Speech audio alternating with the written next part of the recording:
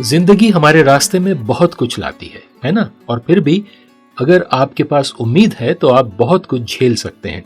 लेकिन उस उम्मीद को छीन लो, मेरा मतलब है सच में छीन लो, और तुम आगे बढ़ना बंद कर देते हो, कोशिश करना बंद कर देते हो, परवाह करना बंद कर देते हो। उम्मीद सिर्फ एक अच्छी चीज नहीं है, ये हमारे जीवन की ऑक्सीजन है। नमस्कार, मैं हूं क्रिस्टोफर सिंह और आज के ताजा कार्यक्रम में एक बार फिर आपका स्वागत है। सन 1952 में फ्लोरेंस चैडविक ने कैलिफोर्निया कोस्ट से कैटलीना आइलैंड तक 26 मील तैरने की कोशिश की। आधे रास्ते में घना कोहरा छा गया, उसे किनारा दिखाई नहीं दे रहा था।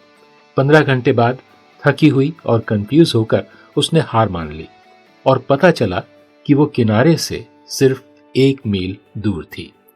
बाद में उसने कहा, मुझे लगता है कि अगर मुझे किनारा दिख जाता तो मैं पहुंच जाती।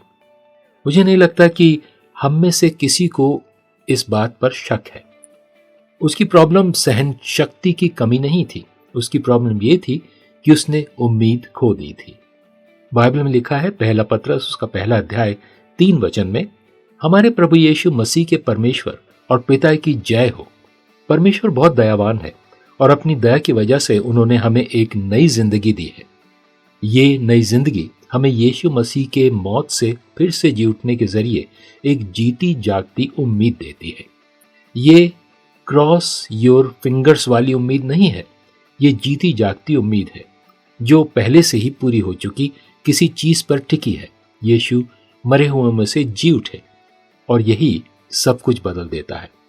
इसका मतलब है कि कोहरा कितना भी गहरा क्यों ना हो, किनारा असली है, फिनिश लाइन वही है। आप इसकी कल्पना नहीं कर सकते। आप सिर्फ जिंदा नहीं रह रहे हैं, आप कहीं जा रहे हैं।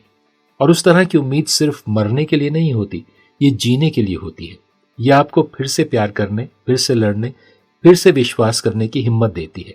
आप आगे बढ़ते रह सकते हैं क्योंकि यीशु जिंदा है, इसलिए आपकी उम्मीद भी जिंदा है। ये परमेश्वर का ताजा वचन है आज आपके लिए।